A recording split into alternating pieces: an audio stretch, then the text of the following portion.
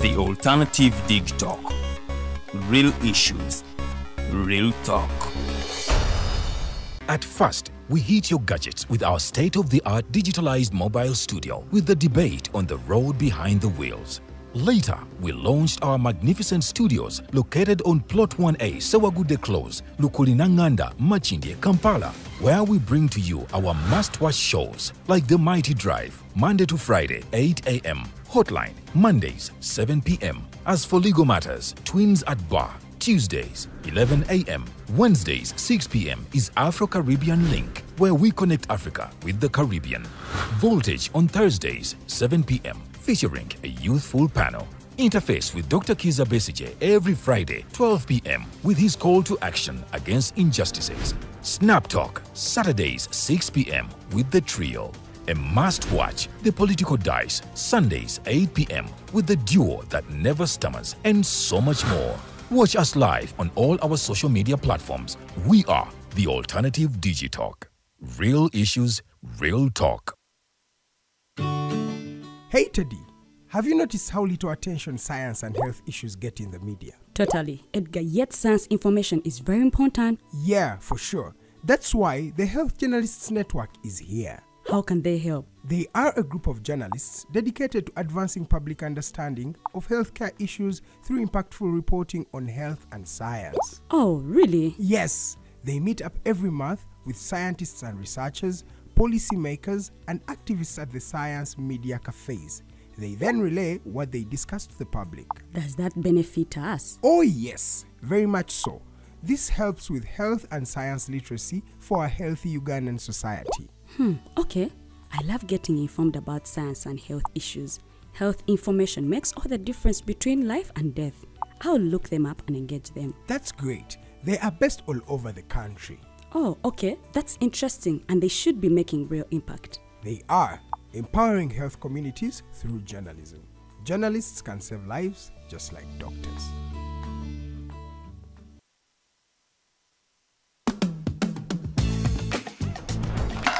Hi, welcome to the Political Dice. Empichi ebyobufuzi. It's controversial, Purely political, well researched, accurate and global. Oyagala bya parliament oba council. Yes, State House oba ghetto. Ani ayuga ku ground. Ani gwe babuze. Okimanyi nga Dr. Kiza Besije aleesa amaanyi. Olwofadda bafutoli abateesemu obuvaazi.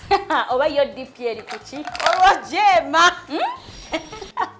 Bano ba MKCG bo baddawa. Abo bafuna CDF baamala tebabanja. Olwo baba ate bange bali kuki? Abo bo akina kulabisa simanyanga posturing tebabiri bali mu structure building. Naye ate ono ye. Ani oyo oba? Ye ali kuki? Oyo tumuleketa gambanyiga mawu. Ebe ndabena birindira no kuda Political Dice ku the Alternative Digitalk nange teditenja ewamune. Farida bikobere Buli wa Sunday esawa 2.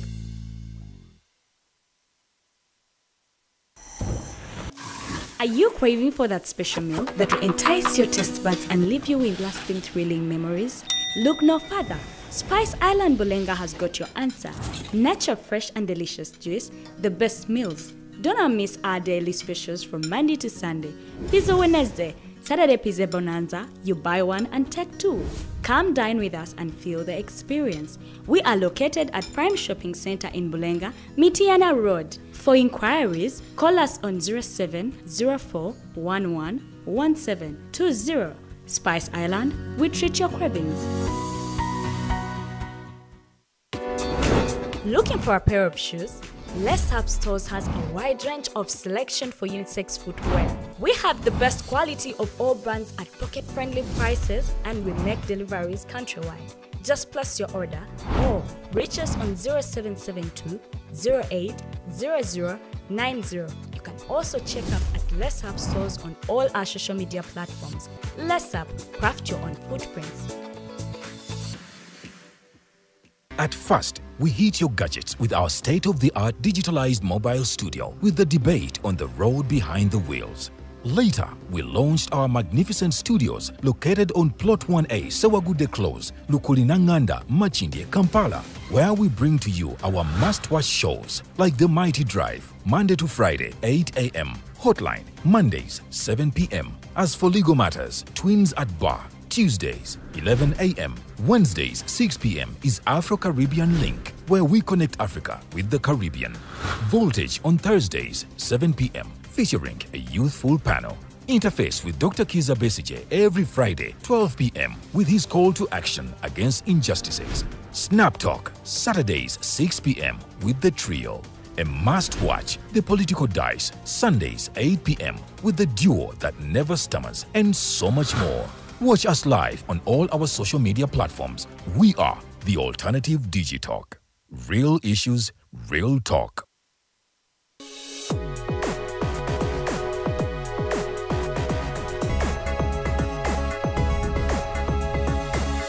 The Alternative Digitalk. Real issues, real talk.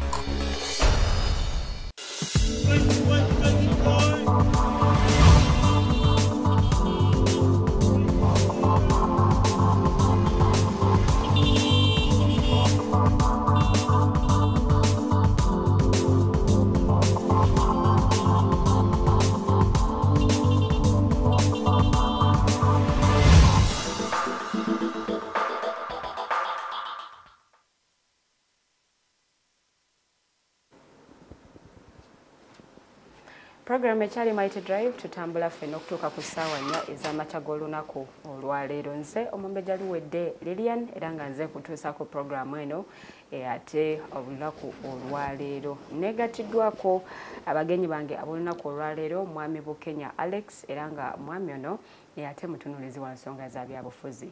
Okunno gattako mwami Mukama Rogers Pokino ye mwami mutunulizi mulwanirizi wa ddembe ly'abuntu tugenda kuba nga twogera ku nsonga ate ez'enjawulo oba oliawo naawe osobola okuba nga ozitegeera. Tutunuulira Honorable Mathias Mpuuga asobola kutambula kyenkana ki nga taliiko masannyalaze ga Honorable Robert Kyagulanyi Ssentamu omukulembeze wa NUP.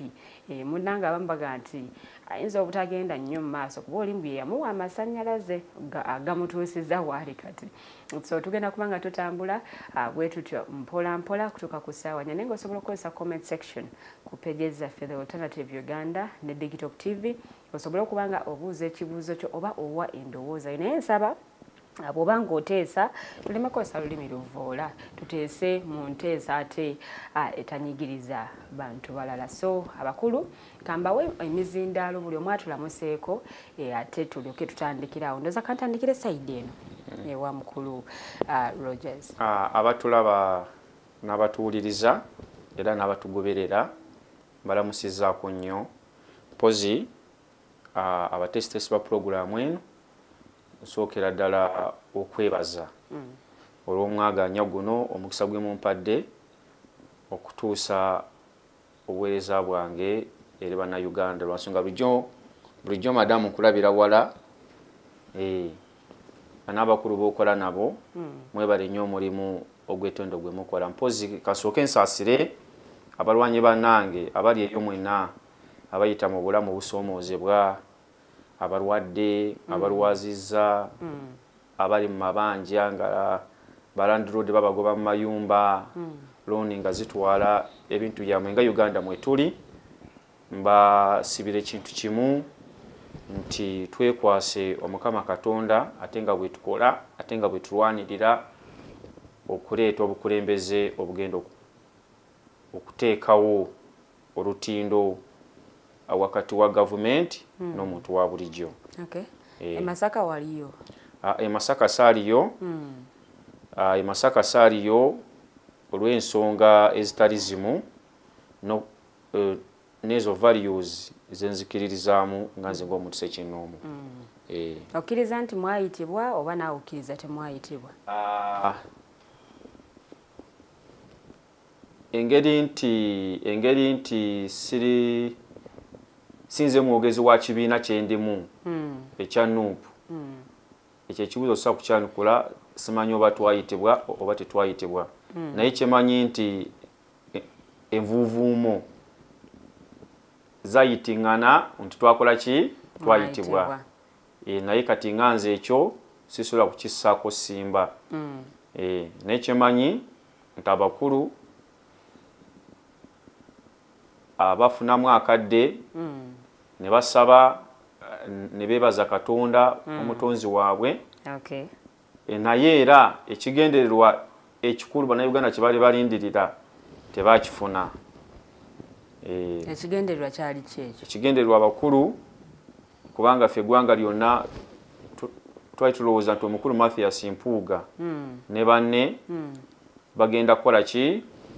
Bagenda kulangirira nti bagenda kujja kubwa pulezidenti. Naye omukulu yamaliriza ng'atugamba nti ababadde balinze nga mumbuuza nti Mpuuga ogenda kwesimba ku ki? Oba kikyozzaako. Oba kikyozzaako. N'abagamba kyenzizaako n'ekyokubagamba nti Katonda njagala. Omukulu n'akomaawo. Okay, ngenda discussion eno tugenda jigenda mu bisukka oba mu bisukka ku byogeddwa Mwami Rogers. Kasoke na mpe Mwami Alex akazindala lamse kuba tulaba ate n'oluvannyuma toyongere. Mwami Alex wali e Masaka? Okusokera ddala njagala nange okwebaza ekituufu naliyo naye nange njagala okutwala omukisa guno okwebaza management ya Digital TV olw'omwaganya gwetuwadde okujja okusomesa bannayuganda oba oliawo n'okuwa endowooza yaffe ku ebyo ebintu ebyenjawulo ebigenda mu maaso mu nsi yaffe Uganda ate era ne mu nsi yonna okutwaliza awamu. Amanya agange nga bw'ogambye nze Alex Bukenya ate njagala okutumira ennyo bannayuganda n'okusingira ddala abantu b'e Kabowa ne Lubaga South okutwalira awamu olw'emirimu egyo gyonna gye bakola kulaba nga balafuba n'okulanga bakuza eggwanga lyaffe Uganda n'ensi yaffe Uganda okutwaliza awamu n'ensi yaffe Buganda okutwaliza awamu. Nkimanyi bulungi nti bakolera mu kusomoozebwa okw'enjawulo olw'ebyo bitatambula bulungi mu ggwanga lyaffe naye nyongera okubazaamu amaanyi nti bagende mu maaso nga bwe tulafuba n'okulaba nga tufuna enkyukakyuka ey'omuggundu kubanga n'enkyukakyuka yadde tulafuba n'ogifuna tetumanyi ddi lwerijja so tusaanidde twongere okutambula nga bwe tulinda enkyukakyuka etusange ng'ate ffe twakola ki? Twatambula dda. Nkiddamu lunye jjo nawuli buli wenfuna omwaganya okufuna empewo nga zino okutegeeza bannayuganda nti eddembe ly'omunaku kuba kwekolera so okukola tekukoma kugulira bugulizi magala ddiba wabula kukuwa n'eddembe ery'obwebange buli bw'obanga olina kyokola ng'oggyeko okuba nti osobola okuliisa abantu bonna okubalabirira naye ate tosalawo mu nsala etali ya muntu bulamu. Bannaffe bangi tubalabyeko nti olw'okuba tebalina bintu bye bakola nga bw'abeewa omukisa n'ebyo byandigasizza eggwanga lye abyerabira n'ayitawo buyisi so abo bonna abakola n'olwankubadde mukolera mu biseera eby'obugubi twongera okubebaza olw'ekyo kye mukola kubanga ekyo kye tuyitamu okuzimba ki? Kuzimba eggwanga lyaffe. Obuzza ekibuuzo n'omubuuzo oba nali e Masaka. E Masaka nali nteekeddwa okubeerayo nga bwe nkugambye nti nze ng'oggyeko nti noonya ebifo by'obukulembeze ne wakati mu kunoonya obukulembeze munoonya mu bwesimbu naali agadde enkyukakyuka ey'omuggundu so ekyatwala e Masaka oba oliawo nalina endowooza egamba nti Mathias Mpuuga ku ebyo byonna byazza ayitamu nti ye mukulembeze gw'endowooza nti asobola okumpa obukulembeze obwo bwennyini obusaanidde ate era bw'endowooza bwe nsobola okulekera abaana bange n'abazzukulu. Bannayuganda bali eyo njagala mukimanyi ffe tetugoba bugobi President Museveni nti tumugoba akole ki? Agende. Ffe ng'abagoberera ebyafaayo tukimanyi bulungi nnyo nti ne ku mulembe gw'abakitaffe mu gy'ekinaana mu gy'ensanvu n'egy'enkaaga kulembeze bangi baaliwo oba oliawo ne bataweereza bulungi bakitaffe ne batuuka n'okgenda mu nsiko ne bajjajjaffe naye ekirowoozo ekikulu kye bataayina bukulembeze eki bwe baagala okukola ki? Okufuna bo balowooza nti bw'ojjawo omuntu omu n'oteekawo omulala nti n'olwekyo eggwanga wali omaze oddikola ki? Odditereeza so ekitaali mazima baali bakola ki? Baali beerimba so nga tujjawo President Museveni bannayuganda tukimanyi twetaaga okujjawo President Museveni bingi ebimulemye naye twagala tumanye nti si kujjawo bujja President Museveni wabula twetaaga omujjawo naye ate tuzzeewo obukulembeze obussaamu omuntu wa bulijjo ekitiibwa so ng'ekyo Mwami Mathias Mpuuga kyantwala e Masaka okwongera okumuwagira n'okumulaga nti abantu nga ffe tujja kuyimirira wamu naye ate era njagala okugumya abantu abali eyo nti luno olutalo ne bwe tuba nga tetulutandise bangi ekisinga obukulu kwe kuyimirira ku mazima n'okubuulira abantu amazima ensonga enkulu ze tukola ki? Ze tukkiririzaamu. Ebyafaayo biraga nti abantu si buli awangudde olutalo nti batandika bangi ntwasobola okuba n'enkuyanja y'abantu naye nga si yayimiridde ku mazima. Abamanyi ebyafaayo by'obukatuliki Bagogorio yattibwa kubanga yali agamba Catholic Church nti ensi neekulungirivu, naye nga Catholic Church ewakanya nti ensi si neekulungirivu. Emyaka gyamala kuyitawo 200 ensi nekkiriza nti Bagogorio yattibwa bwereere, ensi si ya flat tekoma, ensi neekulungirivu.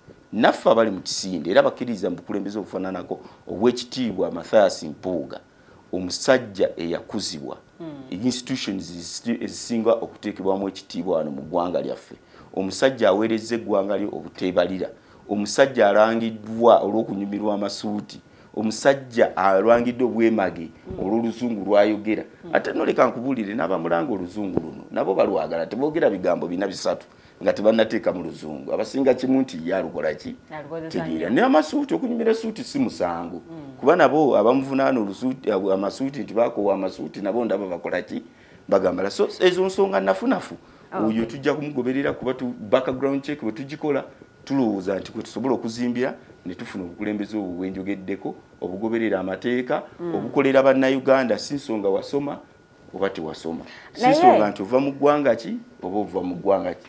Obukulembeze obwatutwala e Masaka bwe tunoonya bwe tukkiriza nti twabufunye nolwankubadde nti tetunabakulangirira kiddako teteyalangirira mu butongole nga muto wange bwagambye, naye ebyo ebigambo byayogera ffe abamukiririzamu byayongera okutugumya ne tumanya nti kituufu bwe tuzimbira ku Mathias Mpuuga eggwanga lino lijja kutuukawo gye twagala lituuke.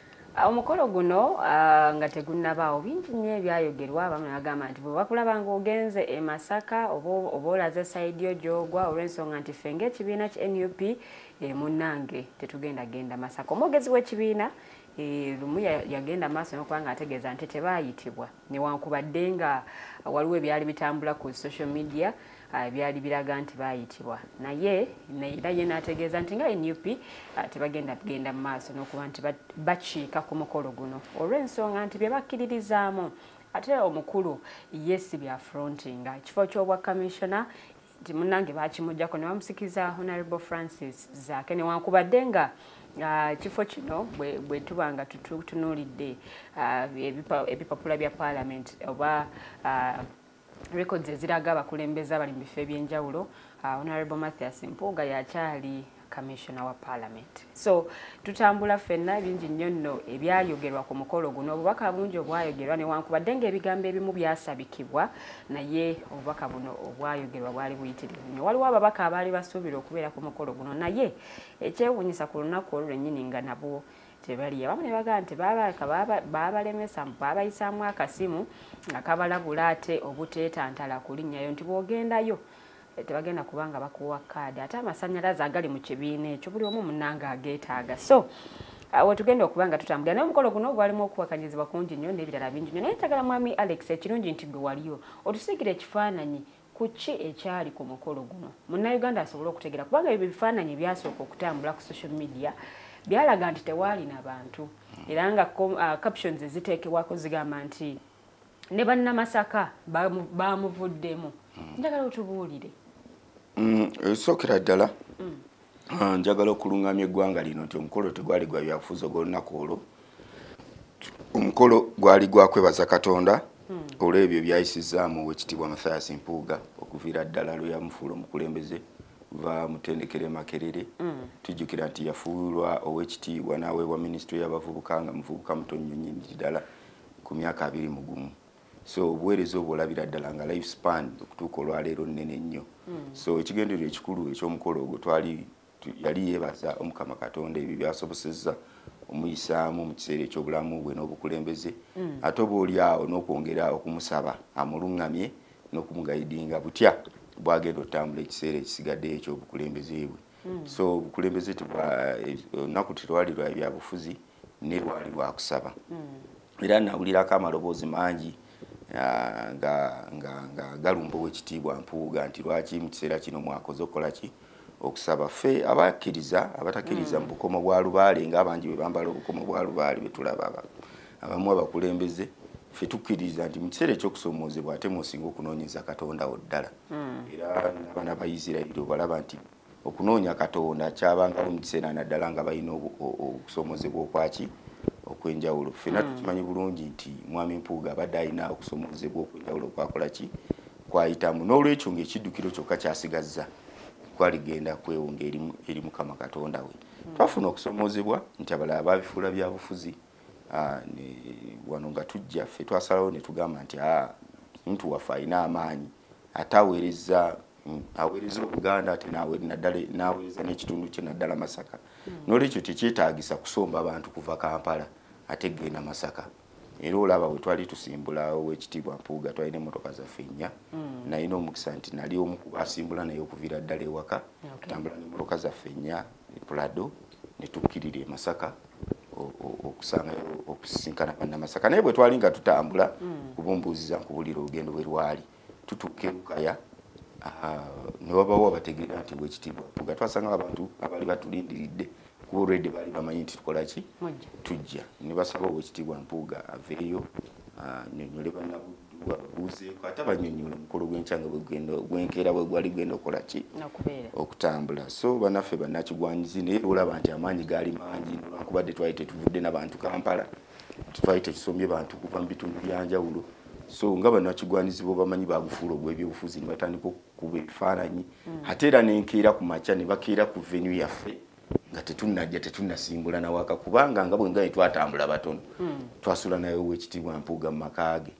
So ne bakeerayo ku makya ne bakuba obutebe nti tekuli naki n'abantu. Omukolo guno gwali gwa Nabuddu, piwale bannabuddu, era olaba nti oluvannyuma abantu bakola ki bajjuza ekisaawe omukolo ne gugenda mu maaso. Twalina abantu abakunukkiriza mu mitwalo 2. Era omuntu yenna akulimba nti omukolo tekwali bantu taba mwesimbu. Omukolo gwali gwa kitiibwa nnyo, abantu bakuuma obuntu bulamu, ate era omukolo ne bwe gwaggwa ne bakola ki ne basigalawo tebatambula ne bakola ki ne bagenda. Twalina abantu abali batudde mu tent singa n'abalala bakoze eki nga bayimiridde. So omukolo gwali gwa kitiibwa era nze sina kubuusabuusa nti organization ginalaba ku Oweekitiibwa Mpuuga n'okumaakuma abantu abamu yalaga nti muzaŋŋanda kuba ekyo kitubadde tulakinga mu opposition. Ojasanga nti opposition gye tulina olwaleero oba oliawo neya Dr. Besigye yagezaako n'olwankubadde yalina challenges ezaayo. Dr. Besigye yatukuumira mu political shades ez'enjawulo ebbanga lye yamala nga yakulembera opposition. Tosanga yakola n'aba DP, yakola n'aba UPC, yakola n'aba NRM abamu, nakola n'abantu ab'enjawulo abali balafuba n'okulaba nga tufuna enkyukakyuka. Naye ono munnaffe twalowooza nti oba oliawo ebigambo byayogera byali byakusaagamu ng'ajja nti bw'oba towagira nze n'olwekyo tuba omu ku ffe. Ne tulowooza nti munnaaye nti ajja kutegeera ebyobufuzi nga bwe bitambula akyali mpya nti tumuwa benefit of doubt. Kumbe yali akikola ki akitegeereza mu kifo ky'okutukumaakuma tugattire wamu tugenza okwesanga nga ffenna atukoze eki atusaasaanyizza. Ate nga tetwagala bukulembeze bufaananako bwa President Museveni obw'okusinza obusinza omuntu. Era nti kinkwasa n'ennaku nti ne mu kusaba obusabi yalaga omutima bwe tujja tulwanisa nti omuntu n'amugaana n'okugenda okusaba obusabi. Ekyo kye kikulaga bannayuganda omuntu obukulembeze nti bwe tuli mpulafuba n'okuleeta buyinza okufaanana owa President Museveni. Ate ekyamasannyalaze ekyo nakyo kikyamu. Kankimaleyo kuba nja kyerabira ate ekyo nakyo nga kikulu nnyo kize kibuzaabuza abantu. Oweekitiibwa Mpuuga agenda okujja okusinkana Mwami Kyagulanyi. Mwami Kyagulanyi yanoonya Oweekitiibwa Mpuuga. Ate Oweekitiibwa Mpuuga nga Mwami Kyagulanyi bwagamba Oweekitiibwa Mpuuga yayongera Mwami Kyagulanyi amaanyi kubanga ffe abamu twali tuganye n'okwegatta ku Mwami Kyagulanyi nga bwe tukola background check nga bwe nkugambye nga oba olya bwe tulowooza obukulembeze bwe tusaana ng'eggwanga nga tulaba Mwami Kyagulanyi tasobola tuwa bukulembeze bwe tusaana nga ki ng'eggwanga. Naye bwe twalaba ab'ekitiibwa abafaananako nga Mpuuga, Oweekitiibwa Sseggona n'abalala baali babafaananako mu ttuluba eryo ne tuguma ne tugamba bajja kumulungamya ne tugamba katuzimbire awo ebinaaba bisobye bajja kukola ki kumulungamya. Naye kyamukisa mubi nti yadde baawufaringa obukulembeze obwo ne basalawo n'okukola naye mu bugubi ng'ate baali bamumanyidde ekiseera kitono enewaffe mu byobufuzi nga ne background check ye yali tesanyusa. Ne bakola naye agaanye okubawuliriza n'ebivuddemu byebyo. Webale nnyo Mwami Alex, njagala nsooka enzireko ew'omukulu Pokino. Watya butafuna kaadi? obutagenda ku mukolo guno ogw'okusaba ogw'okwebaza kuba omwami Alex atutangaza ati gwali bya bufuzi wabula kwali kusaba busabe. Okusookera ddala we tubeeredde wano receiving a message nga nina mukwano gwange ali Kasokose eyo nema ebawadde ennaku 7 zokka okubanga ekola ki egenda kubasengula. So kakati kyanaku nnyo Madam Moderator nti ensonga enene ezirina omuzinzi tuzimya amatu ne tuddira ensonga entono, ensonga ya Mpuuga ne Kyagulanyi olwaleero mu Uganda ey'ensonga yayita dda. Ensonga yayita dda teyina kyamaanyi nnyo ku bigenda mu maaso mu ggwanga. NEMA eri mu kusengula abantu, URA eri mu kubinuka Abannayuganda omusolo omungi. Amasomero gali mu kugoba abaana, abazadde tebalina school fees. Ebizimbe mu Kampala byetukoleramu olwaleero bikalu lwasonga abantu tebakyasobola rent. Nti ekikulu mu kyo kiki kyengeza kukulaga nti eggwanga Uganda liri mu kusoomoozebwa. Mu kubeera wakati mu kusoomoozebwa eggwanga liri mu kukaaba, liraajana, linoonya omukulembeze agenda okulijja mu kkomera mwe liri, lyesumulule, lifune obwetwaze, bannansi bawulire emirembe nti Bannayuganda nekyanaku nnyo nti bitulowooza ng'abakulembeze oba abalina okukulemberamu bannansi oba omuntu wa wansi bali mu butale obunafu. Ekyo nno kyo tekigenda kutuyamba. Era debate ezifaanaganako bwe ziti ndowooza Madam Moderator tuzikyuseemu liyali kubanga ensonga ya Mpuuga ne Kyagulanyi yayitadde emyezi 3 eyo ensonga tekyakola. Kale n'oba kugambe nti ogikomezaawo Mpuuga ne Kyagulanyi olwaleero mu Uganda bannansi bagamba ani? Nze yesterday nabadde ku ludaawo mu Mawanda Road Kamwokya ne mu Kyakyeria nabaddemu n'omutwalo gwange ne nguwa abaana awo ne mbagamba mumpe nkyangemu naye nga sina kyanga musoke mumbuulire wano abampuuga muli bameka, abakyagulanyi muli bameka?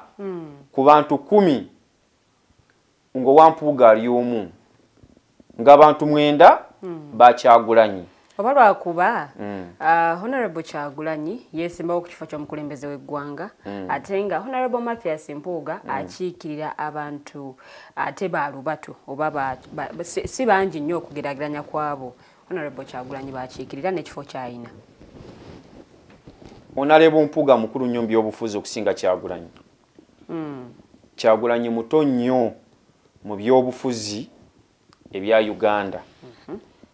Naye twalina Dr. Kano Kiza Besigye nga bannansi gwe balinamu essuubi. Dr. Kasita yanafuwa n'agamba ye takyakkiririza mu kalulu okujjako President Museveni. Bannayuganda ffenna nga tetweyawuddeemu abaagala enkyukakyuka omuntu gwe balabamu essuubi yali Kyagulanyi President wange ONUP. Ekyawula Mpuuga ne Kyagulanyi nti Kyagulanyi ayimiriddewo ku maanyi g'abantu. Abo abantu betwayagala kuwuliriza betulowooza nti ebyobufuzi tebabiriiko nnyo nga muganda wange bwagambye nti osobola okuba n'enkuyanja y'abantu. Eyo enkuyanja y'abantu be bannayuganda abaagala enkyukakyuka eyaddala balina ebintu ebibaluma naye omuntu aggusa eddoboozi lyabwe gye Kyagulanyi era abantu gwe balinamu ki essuubi ku bwa pulezidenti ekyo kyo tekyaliko kukola ki tekyaliko kubuuza kati however much nti bannaffe Kyagulanyi bamulaba nga atatuukiridde balina okukimanya nti Kyagulanyi naye muki muntu ne mu kifo ky'okunafuya Kyagulanyi n'okumusaanyaawo balina kumwegattako kumuwabula kukwatira wamu okulaba nga tukyusa obukulembeze obw'omusajja amaze wano emyaka 40 nga tukalakata ne famire ye n'emikwano gye miki emitono.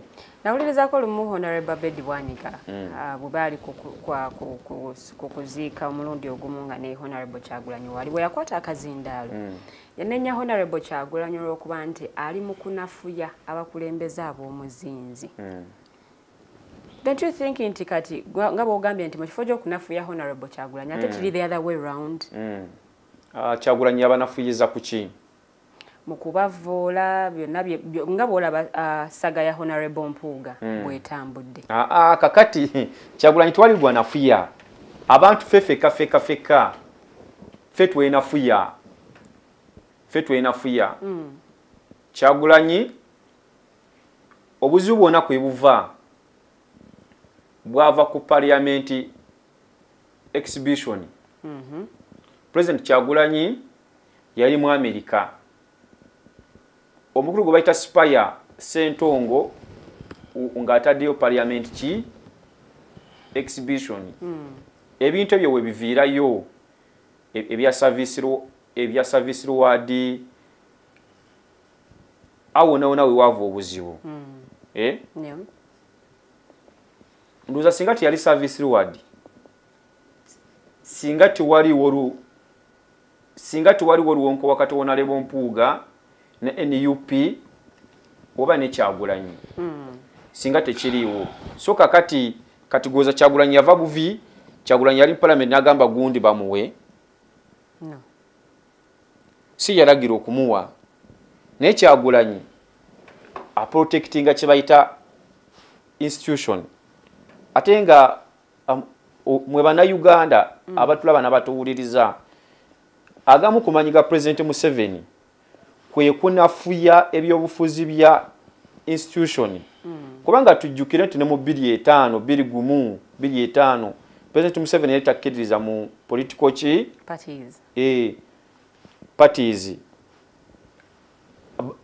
bali bavubuka ba UID n'ekibiina kya Democratic Party abateekayo petition okulaba ng'ebibiina by'obufuzi bikola ki biteebwa.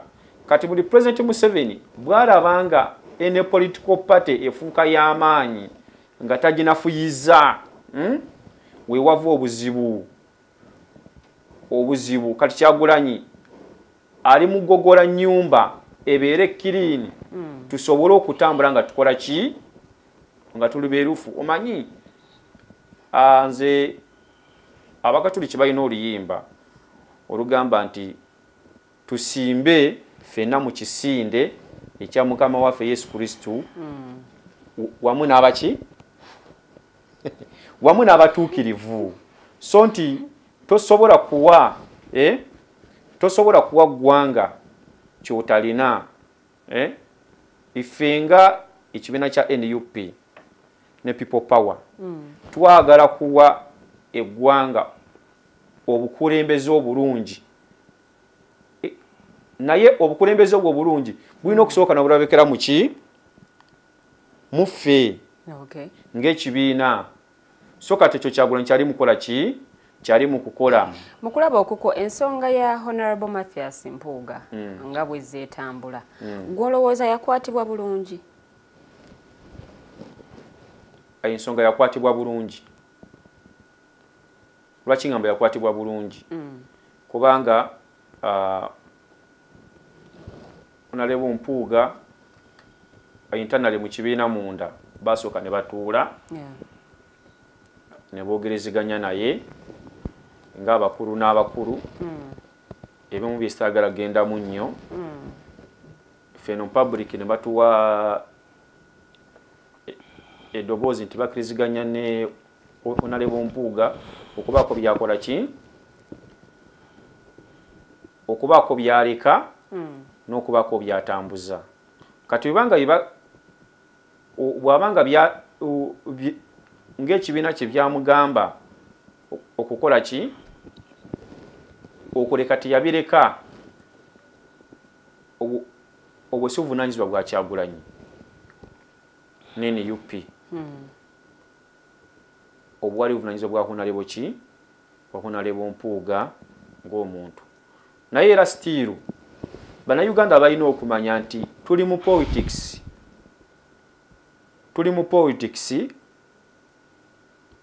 nga President Museveni ye head oli gwe twagala okujja mu bukulembeze si muntu wa bulijjo tatudde butuuzi bino byonna ebigenda mu maaso President Museveni yakola ki yarunga chemical naye ku luno ebaawula mu kibiina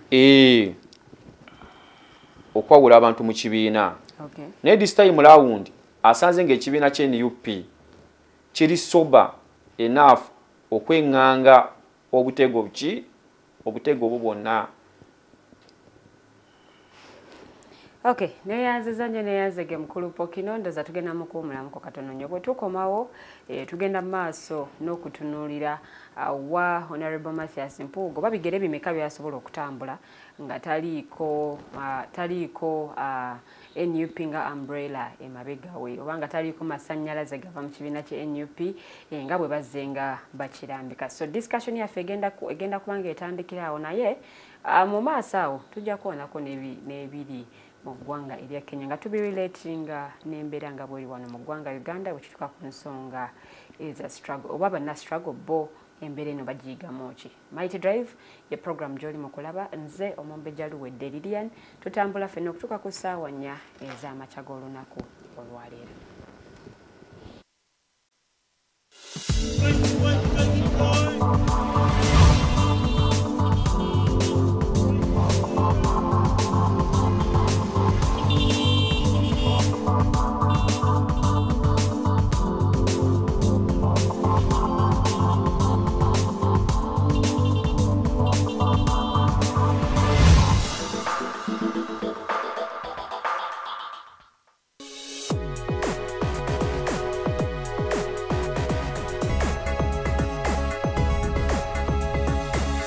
The Alternative Dig Talk. Real issues, real talk.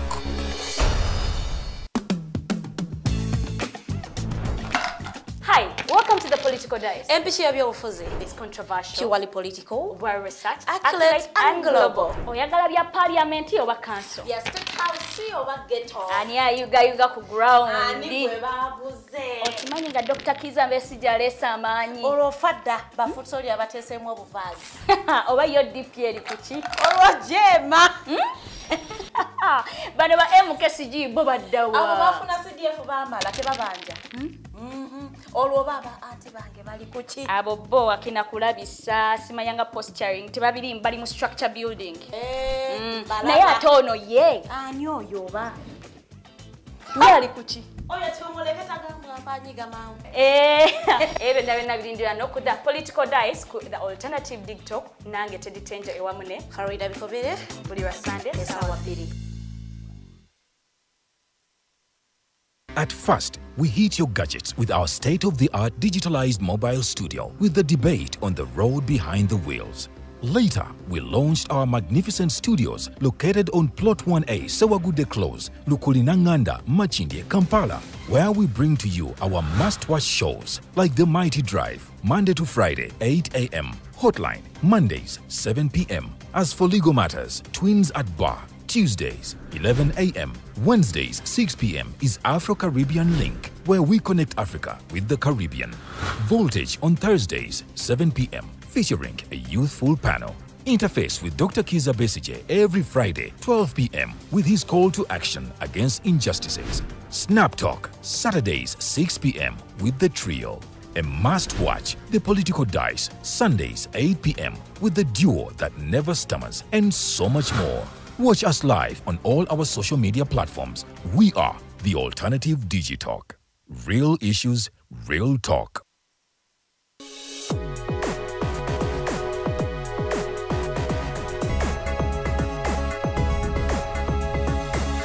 The Alternative Digitalk. Real issues, real talk.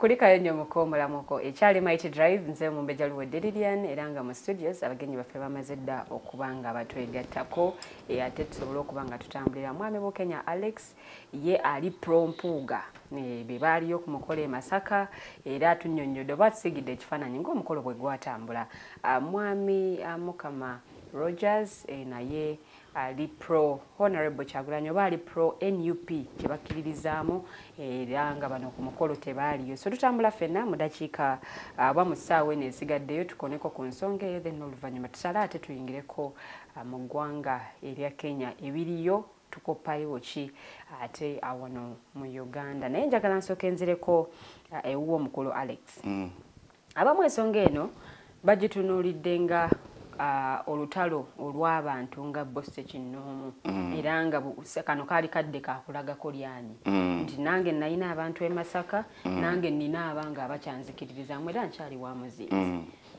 okusookera ddala ow'ekitiibwa Mpuuga olutalo teyaluyina ku muntu yenna wabula ate abantu be bamuyinako olutalo ne bwe tugenze mu commercial break olumiriza muto wange Pokino n'omugamba nti olutalo luno lwali personal era n'okola reference ku mwogezi w'ekibiina mwami Mufumbira amyoko omwogezi w'ekibiina mwami Mufumbira Waiswa naye nze mwami Waiswa y'omu ku bantu besobola kunenya mu Nuupu nti byonna byakola mu Nuupu byateekeddwa okukola ki okukola ekisookera ffenna ddala tukimanyi mwami Waiswa bwe yagenda okusoma bazadde be bamusindika ogenda okusoma ku university teyasoma yabba Bubbi TV ne bamugoba olw'ebyo ebyaliyo kakati omuntu eyasooka okukola mwami Waiswa kumulinyisa nnyonyi kumufuula kyonna kyali yali mwami Kyagulanyi okiwulira n'olwekyo kiba kizibu nnyo mwami Waiswa okuva ku biruubirirwa bya mwami Kyagulanyi ate nga mwami Kyagulanyi ye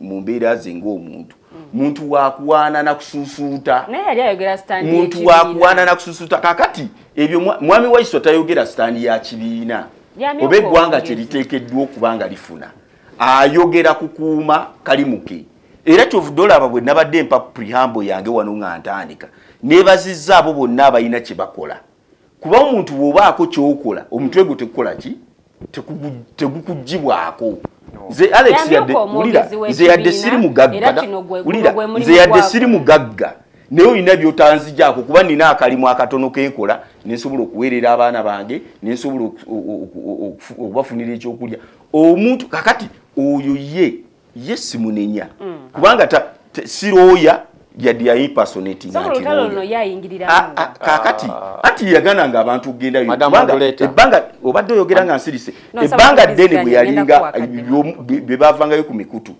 okutiisatiisa n'okugaana bano abantu abalina endowooza oba oliawo eyampuuga nti yasaanidde okutukulemberamu n'ekibiina kyalaga okiwulira tebaayitibwa ku mukolo ate leka nkubulira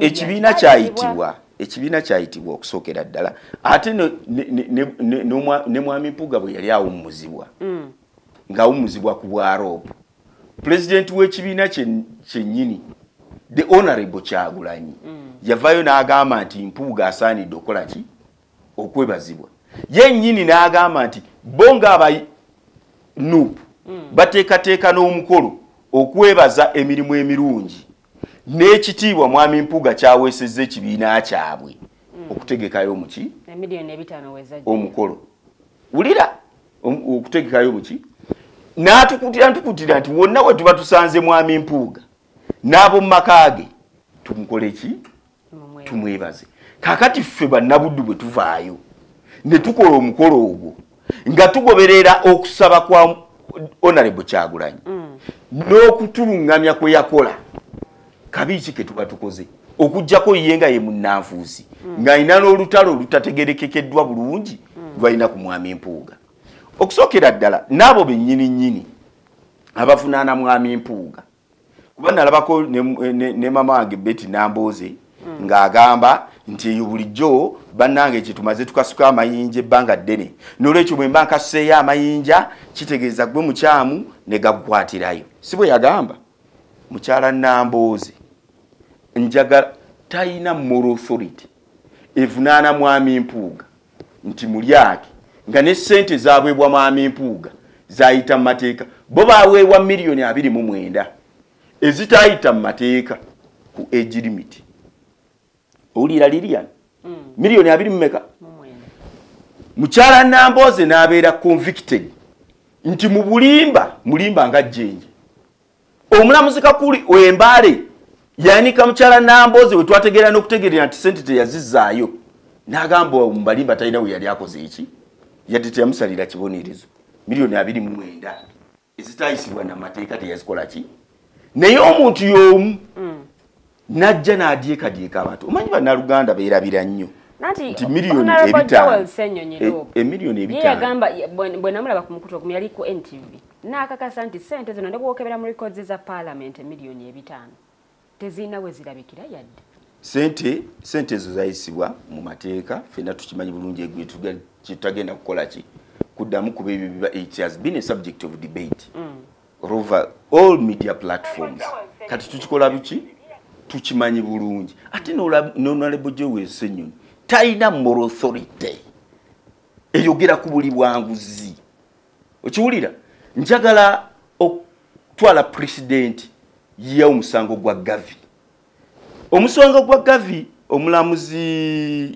omulamuzi akankwasa bwe yali awa ensala ye ku musango gwa Gavi ogwa Captain Mike Mukula yagamba n'olwankubadde Captain Mike Mukula sente za Gavi $2,400,000 ozizizza naye oli mu lyake era nkusindise luzira webakeyo emyaka emeka ena kaakati ekyo kikulaga nti ne Honorable Joe Ssenyonyi mu lyake joli abalamu bwe twamuwa sente padye agenda alambule ku owekitiibwa Honorable Segirinya Muhammad sente bwe baazimuwa yakola ki yasirika najja yagala adyekedyeke eggwanga lino kuba balowooza tetutegeera mbunze sente sezo ze nasaba n'olwekyo nabadde simanyi n'obungi bwe bampadde bwebu sente yekenyini ze yateekako omukono n'ekirala bw'olaba nga sente zewasabye sizeezo lwaki oziteekako omukono ate n'ozifuna n'ozitwala n'osirika n'okusirika era senga tetwali ba mukisa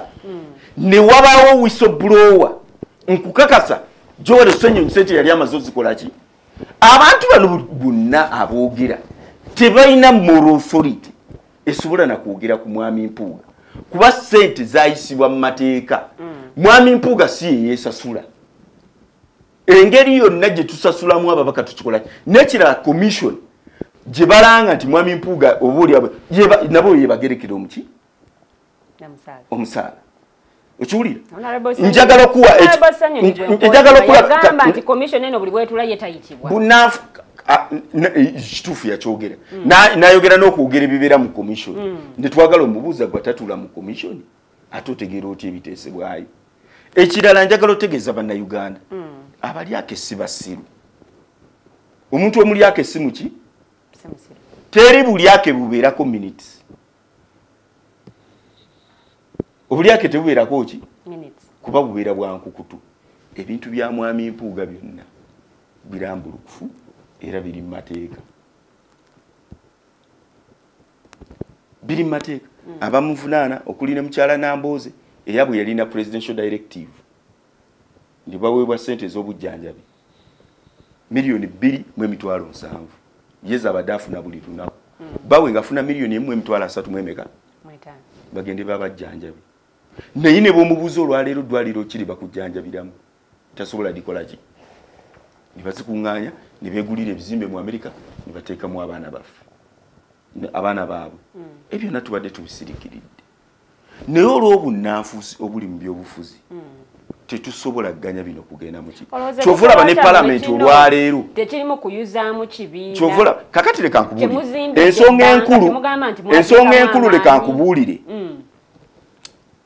tetusobola kutwala ggwanga lino mu bukulembeze ne tugoba Pulezidenti Museveni olw'ensonga z'obulyake n'obunnanfuusi ate ntuleeta abannanfuusi abamusinga akaseera ke tulimu ne Kenya yakalimu ak'okunoonya omukulembeze bannayuganda abatuwuliriza mbamanyi mwine ennyonta y'enkyukakyuka era omuntu mwangu okujja n'abalimbalimba olw'ebyo bye tuzze tuyitamu ng'eggwanga ffenna tulina obuki obulumi obwo naye nga tetunnafuna mukulembeze eno enkyukakyuka byonna bye tuli mu kukola tugenda kukola gadi bengalye ensonga kamala ensonga eno nkulu tulina okwidentifyinga omukulembeze ow'amazima tusooke okulaba nga tugusa luno olutalo lwetukola ki lwe tuliko Moi bwe yali nga ali mu kiseera ng'ekya Pulezidenti Museveni ng'obufuzi obukulembeze bumutagaddeko nga naye anoonya wa buteeka kuba ne Pulezidenti Museveni ke kaseera kaalimu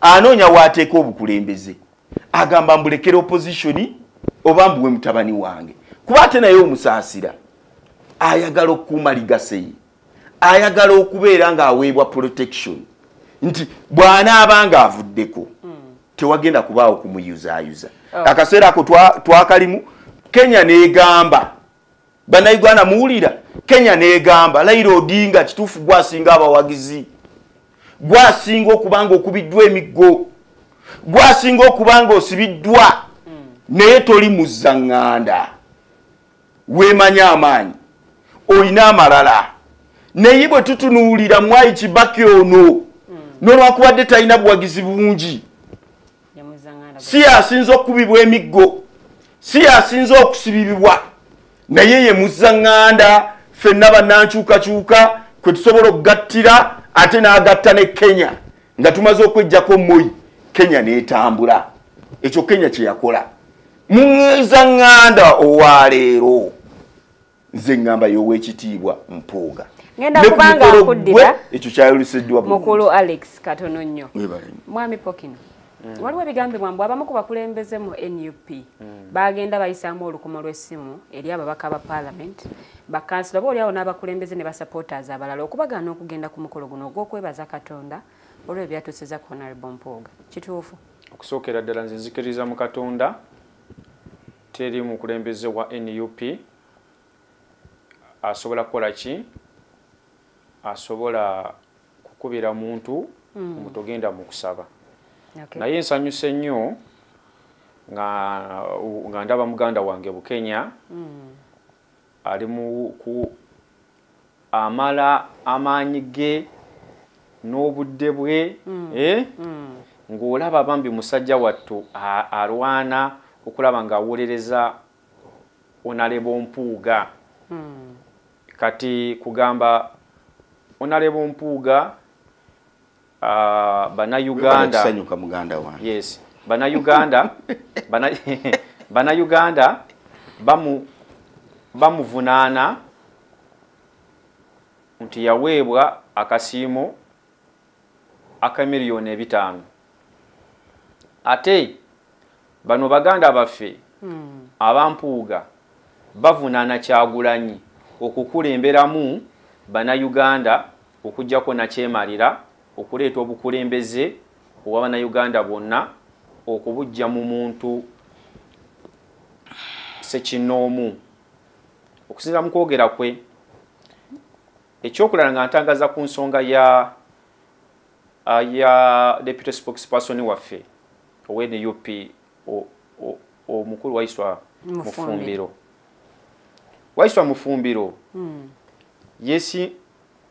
bwe yesimbawo ku bagirudi president bwa UCU bw'amala okubuwangula nga omukolo ogw'okwebaza ba students banne okumusupportinga omugenyi omukulu gwe yaleeta yali Dr. Kano Kiza Besigye ku mukolo ogwo. Naye ffenna tukimanyi bulungi nti institution yaki ya UCU teri ku ludda lwa opposition. In fact, institution eyo bw'oba weesimbawo toyina kulagana kibiina kya byabufuzi oba nandowooza ki gy'okola ki gy'okkiririzaamu. Kye baakola kwe kuteekako Waiswa Mufumbiro nti ssente ezagula TV ya university size ntuufu ze yakozesa. Kati bano bannaffe ngaba mukulu Bukenya bakozesa embeera eyo okudetinga erinnya lya Waiswa Mufumbiro. Kati ekyo nkimaze NUP ng'ekibiina tekirina budde bukubira muntu yena simu muntu togenda ku mukolo gw'omubaka ki Mpuuga. Banankyukakyuka baawula ekitangaala mu kizikiza.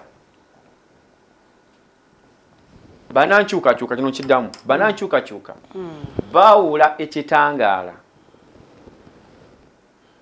ku kizikiza.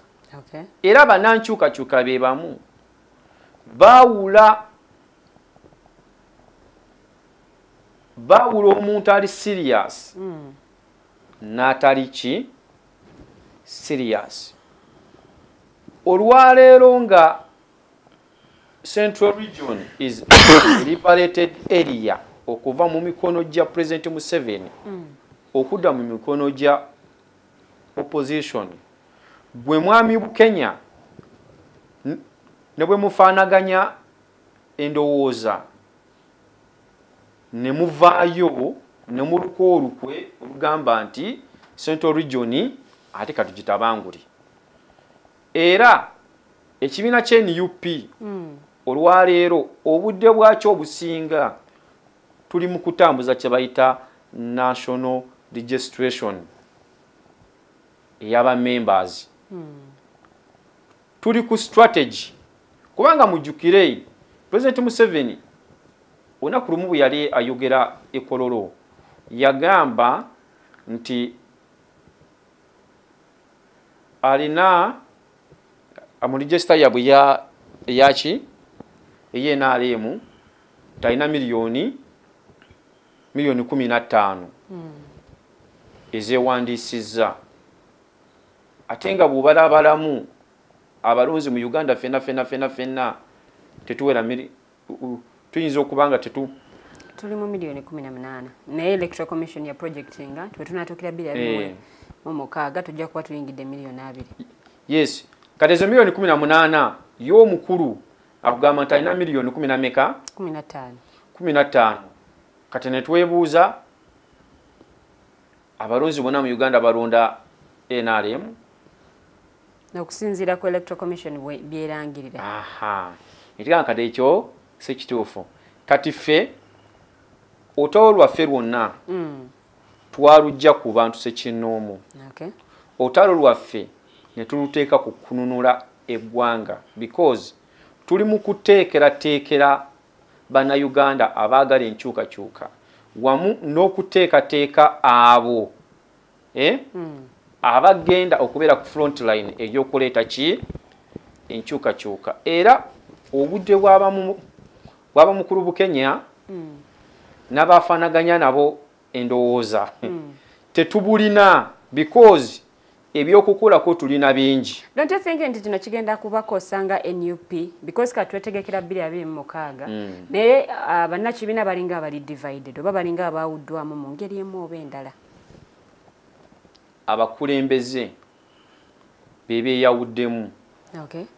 kino njagala nkyogere mu maaso ga kamera abakulembeze bebeeyawuddemu nga bw'olaba mukulu Bukenya ne banne bwe beeyawudde ku Honorable Kyagulanyi kubanga mukulu Bukenya si muwagizi mukulembeze ndudde naye nga tuli mu UYD twali fenane mu Democratic Party mukulembeze si muwagizi naye abantu ba wansi bano abakeera mu butale abavuga taxi ababoda boda abalimi abalima kasooli nga sente zataddemu okulima kasooli wenga nyingi nnyo okusinga zagenda okujjamu abo tebeyawuddeemu abo baagala nkyukakyuka abo baagala okulaba ng'obukulembeze buva mu mikono gya President Museveni ne okudda mu mikono gy'abana Uganda. Abambaga nti n'ebyobufuzi wano mu Buganda biringa kati byawuddwamu. Tewali byabufuzi byawuddwamu kibiina kye kirala. Because kati ku Thanksgiving abakungu b'ebikongo okuva Emmengo n'abakulembeze mu Buganda baliyo ku mukolo ogwo. Bayogera ki? Baliyo ku mukolo bayogera ki? Kubanga twalaba omukolo gwa Honorable Mpuuga gwonna okwogera kwe wadde temwaliyo naye mwagoberera buli kimu twagoberera okwogera kwa Honorable Mpuuga n'okwogera kw'Oweekitiibwa Sseggona n'okwogera kw'oli omukulu w'ekika ky'Effumbe in fact ajjajja waffe oyo omukulu w'ekika ky'Effumbe mwebaza kubanga okwogera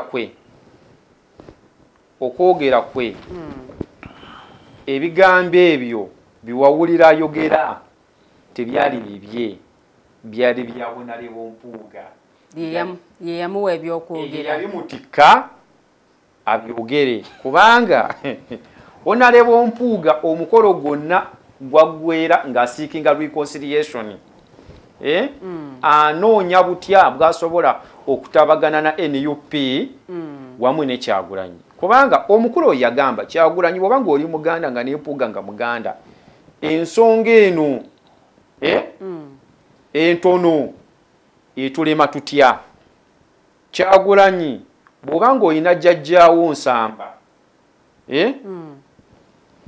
Mpuuga bw'oba ng'olina jjajjaawo Nsamba Kyagulanyi nga jjajjaawo ow'ekika ye mukulu Kayiira nga naye gyali kyemulowooza nti muganya okuwulira amaloboozi gaabo bonna kyemugamba nti muli banene nnyo okusinga bajjajjammwe naye nga bakyasobola kati okuddingana era omukulu oyo Adamu natugamba nti mwenna muli bakatuliki tugambe nti muli banene okusinga obukatuliki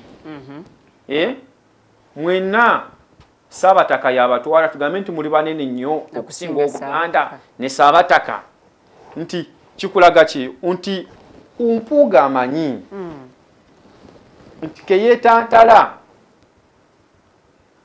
n'agamba nti kave ku kkubo ery'abantu abatuukirivu era abo abaagala enkyukakyuka nga likulembeddwamu Honorable Kyagulanyi olugero luyinza okukyukamu kyova olaba omukolo gwonna gwaggweera mu ki mu reconciliation era omukulu wali ye kennyininyini ne yeeterawo n'ekibuuzo nti mwenna abadde beebuuza nti Mpuuga kiki kyozzaako njagala okubategeeza nti Mukama akola ki anjagala era mwami Mpuuga ya disappointinga nnyo mukulu Bukenya ne banne bwe banfaanaganya ki endowooza kubanga ono muganda wange nkuze naye mukulu Bukenya ebirowoozo bye byonna n'essuubi lye lyonna n'amaanyi gano gayogeza wano yali alinze ekintu kimu nti 2026 ngenda kwesimba ku bwa president. Mukwogera kwe wali alina walambikidde teyakiwulira agamba nti balina kye bateekateeka newankubadde tekinnafuluma naye balina kye bateekateeka ekiri mu pipeline oba oli awo kyekyo kati okusookera ddala nze ojja kunsonyiwa ndi ebyobufuzi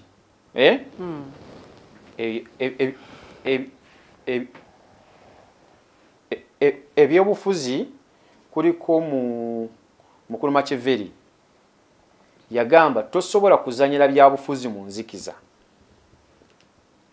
kulinga omusajja okumwenyeza omwana ow'obuwala mu kizikiza gwe amumwenyeza oba amutira ku liiso gwakitegeera nti nkola bwe nti naye ng'ate oli gwe kikola takola ki takiraba ebyobufuzi bya mulujjudde nze njagala bukulu Mukenya ono advice gy'abasinga okuwa mukulu Mpuuga esookera ddala mukulu Bukenya yali badde butya okulaba bw'asobola okuddawo n'ekibiina kya NUP oba ne Honorable Kyagulanyi naye ekyo bwe kiba kiganye ng'ekyo kiganye Honorable Mpuuga aleme okubaleeta wano ku TV okukozesa amaanyi gammwe naye nga tabawadde direction gye mukola ki gye mulaga mukulu Mpuuga abawe direction abamukkirizaamu n'abawagizi be tingenda kwesimbawo mu kalulu 226 ku bwa president naye ekyo bw'anaaba takikoze agenda kumalira baganda baffe bangi ebiseera bingi naye ffe nga ffe NUP omulamu omukulu ogwaffe gwakuteekerateekera bannayuganda n'okuteekateeka abo abagenda ogenda ku front line 226 oba n'obutatuuka 226 okulaba nga tuleeta obukulembeze obukkiririza mu institutions n'enfuga ey'amateeka akati bano babukenya abaganda baffe ne Honorable Mpuuga balinga batakkiriza mu institutions nti lwaki gwe bw'ofuna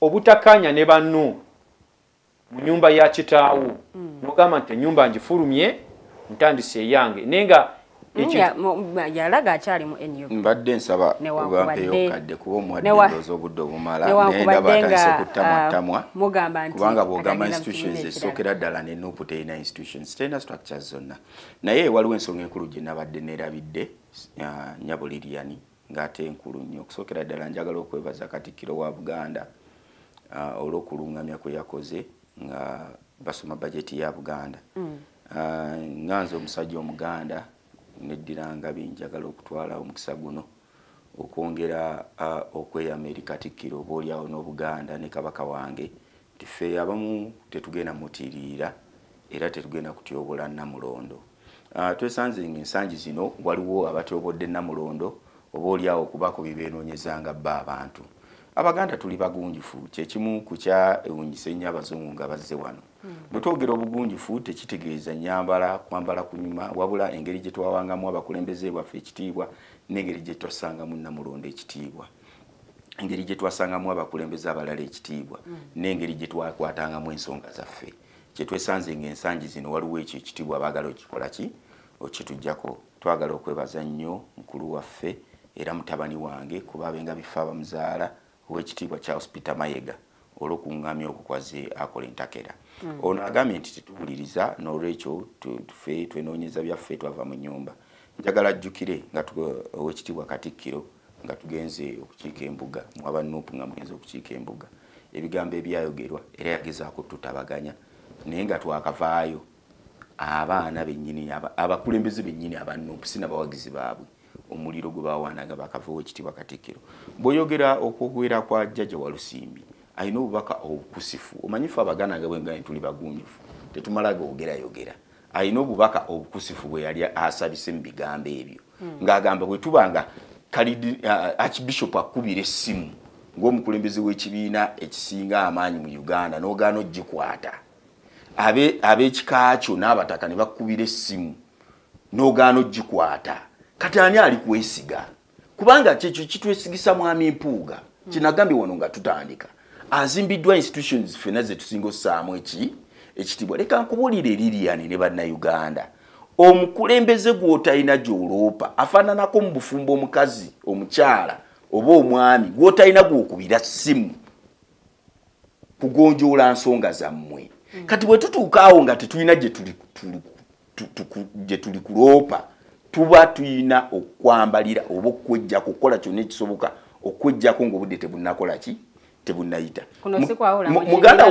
muganda wange Dennis leka nkubuulire lino eggwanga lyaffe ffenna era nze ekinjagaza Kongo ze zimu kugamu ku mawanga ng'obukatuliki bwe boogera oba bukoze eki tebusirikanga ensonga zikola ki zisoba bagamba Abanigeria balina olugero olwesinga okwagala nti what an elderly person can see while seated a young man will never see even if he climbs the tree.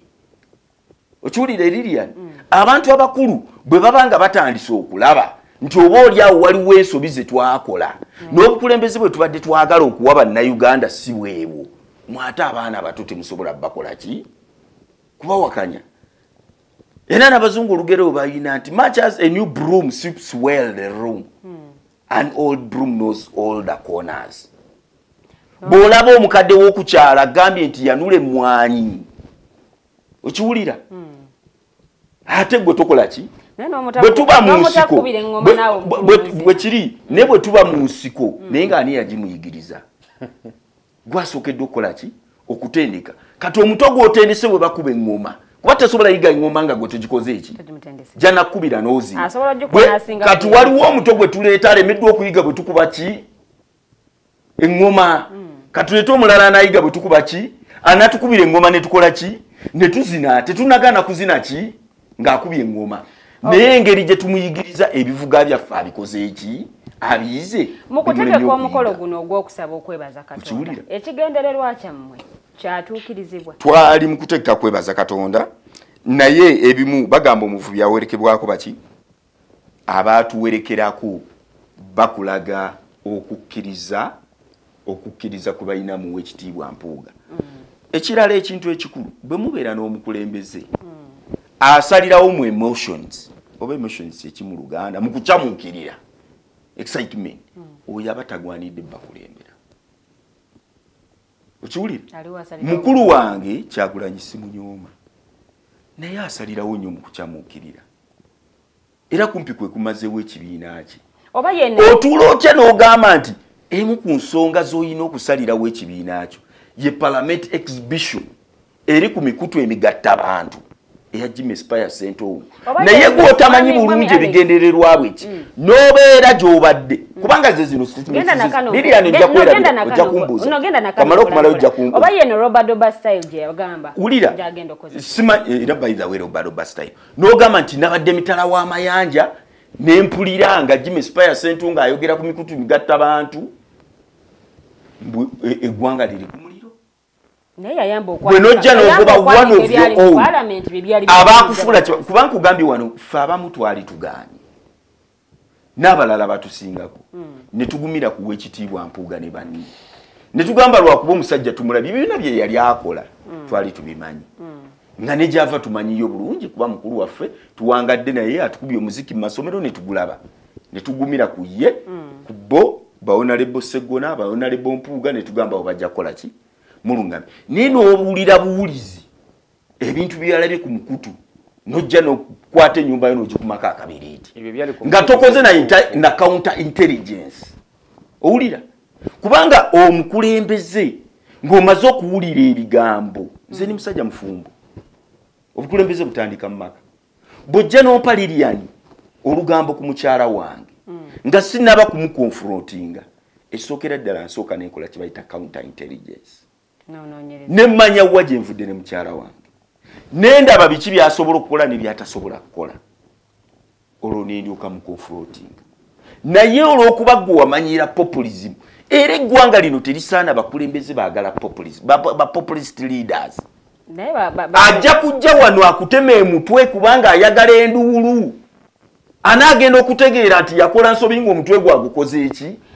Kuba kati olwaleero tuli wano okubuulira ssente yazayisibwa mu mateeka. Honorable Mpuuga okukkiriza akasiimo kano kyali kyetaagisa. Kakati akasiimo kano kubanga ate ekyo kinzizaayo ne kubaali bagamba kati kankuwa ebyafaayo by'akasiimo kano.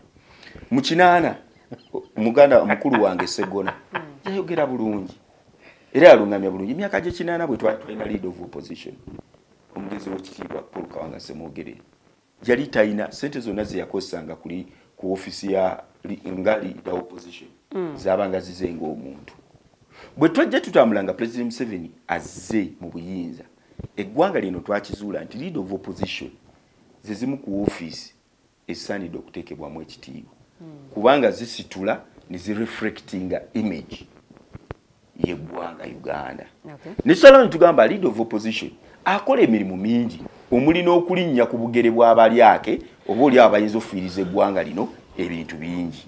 Katumuwa obuki obukuumi ne tutandika omuwa obukuumi ne tumuwa ne budget kubanga waliwo abaali bagamba nze nga saazifuna buli kintu kubaako abasooka okikola ki era nga ne baba palamenti waliwo abataalina mmotoka ne tukekisene tubawaaki emmotoka okukola emirimu gyabwe.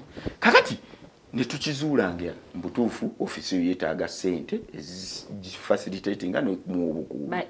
Kakati bwe tutambula twatuuka ekiseera ne tumanya nti abalala bonna ssente zaayisibwa okuwa ow'ekitiibwa Masaasi Mpuuga ze zaalimu ne baformer leaders aba parliament ba speakers mwana mukimanyi bulungi era wona wezo zaakola ki ate tekyali nti zigenda kukoma ku ye oba oli awo senga twali tugamye nti zigenda kukoma ku ye that would have been agenda zifuna that would have been a different story altogether but buli omu agenda zikola ki for as long as oli mu leader of opposition. Nze ekibuzo ekikulu ekyali ekyokuddamu twali tulina okutunula tugambe nti oba oli akulisa envelope y'Abannayuganda engeri gye tugabamu obusiimu si ekoze eki Bobi Wine bwe yalina okukola ki okukireeta ne si kutunuulira muntu omu kuba alowooza is a threat to his throne. Kakati Bobi Wine bw'abanga alowooza nti yajja kutta abakulembeze ate ne Bannayuganda kanti babuli kyabulabe nnyo obutaba n'abakulembeze naddala ab'omuzinzi ezo ensi Somalia ze mulaba ekizimu kuzizifudde okufuuka ekyo ng'oggyeko abakulembeze okulemera mu buyinza ekiseera kyatuuka nga abakulembeze abaalemera mu buyinza Basayidi Bale bakwata buli mukulembeze w'omuzinzi ne bamukola ki ne bamusaanyaawo. Kakati ne tutuuka okwagala power transition nga buli aliwo tumuzalawa kuba ekyo kigambo kya Luswayiri nga ayimiridde mu maanyi nga taliiko support ya kibiina ki NUP oba nga taliiko masannyalaze. Kakati leka nkubulire nga tuli mu lutabaalo luno olw'okukyusakyusa ensi kubanga twawambibwa tosobola kukola wekka nga Honorable Kyagulanyi ye bw'agamba nti bw'oba towagira nze n'olwekyo tuli kitundu kuffe oteekeddwa okukola ne banno nate twesanze nga ye Honorable Kyagulanyi ayagala kukola yekka. Kikyo kimbadde nkulaga nti buli wokwata abakulembeze bulowooza nti obuuli ate ekikola ky'okutta abakulembeze kikulaga nti oli mukulembeze munafu nawe kennyini tewekkiririzaamu bwemanga nekkiririzaamu olwaleero Lilian okyaziza wano ne Pokino senga mbadde sekkiririzaamu n'aligambye nti bw'aba Pokino ng'ali wano nze sigenda kukola ki kujja naye olw'okuba mmanyi ngwanidde okubeera ku pulogulaamu eno nkugambye nti ne Pokino atuule wali nange ntuule wano tubuulire ki Bobi Wine talowooza nti okumalawo banne ate ne tasobola nakukola ki kuba ne bw'anaakuba Bampuuga n'abatema enteega nga ne President Museveni bw'azzaatukola abalala bagenda kuraizinga kuba eno opposition si ye naye kennyini yajja wano yasanga ow'ekitiibwa Besigye ne banne bamaze okuŋŋaanya population y'abantu miliyoni ezi 3 yongerako bongeza akantu katono nnyo yongerako emitwalo just 10 n'egi kitegeeza abantu babadde bateeketeke bamanyi kye bakola ki bonootema Mpuuga enteega n'otema n'abalala bamufaananako Bapokino ne Babukenya ate bajja kukola ki totidde kufiirwa kaadi ya kuyimuka nze by the way nze siri ku lwa kaadi neyaziza mwami Alex mukulu Pokino ndi ku lwa Uganda ndowooza nga tuwunzika ensonga eno oba oliawo tukoneko okubira Kenya katono nnyo mu ddakiika ze tusigazzaayo waliwo mpeereza ekibuuzo wonna ngamba okujja Honorable Abed Bwanika ne Honorable Joyce Baagala kukulembeze bwe baliko nti kino kyali kikolwa kya kugenda maaso na kunafuya Honorable Mpuuga nti ne banno abali ku side yo nabo tusobola okubakendeeza amaanyi kituufu kuba bali bakubasikiza Honorable Sewungu ne Honorable Nabino mpaka wa Parliament omukyala kikirira abakyala eyo yali position y'abakulu mu kibiina bonga bwe bali balowoozezza ndowooza nga nze pokino decision eyo sigivunanyizibwako nnyo naye n'oba nga bali badde nga bakikoze ndowooza balina ebintu bye batunuulira bonga bo balina ebintu bye batunuulira lwaki bali baagala kubakyusa nekyendowooza nti ekitaasoboka naye ensonga enkulu si yakunafuya Honorable Mpuuga because Honorable Mpuuga si yalina obukulembeze bw'eggwanga fe NUP alina obukulembeze bw'eggwanga tukola ki tumumanyi ye President Museveni n'emikwano gye emitono pozi era kyenjagala okukatiza mu nsonga eno nga tumaliriza ensonga eno Bannayuganda ffenna tuli mu opposition omuntu yekka ali mu gavumenti ye President Museveni ne famire ye ekikakasa ekyo nti ffenna tuli mu opposition Bannayuganda tomukulu n'obwe yatuuse okunoonya omusika kanga President Museveni si mujega musajja mugezi amanyi nti nsobola okwebaka ne sitazuukuka naye ani agenda okunzirira mu bigere teyagenze ku plot 13 ekyaddondo yakutte emotoka ze n'amajege n'addayo erwakitula mu nnyumba ye n'aleeta mutabani wani Muhoozi kakati olutalo lwonna olugenda mu maaso Honorable Kyagulanyi lwakulembedde kwe kulwanyisa dynasty ya President Museveni okulaba nti obukulembeze bw'eggwanga Uganda bulemu okubeera obwensikirano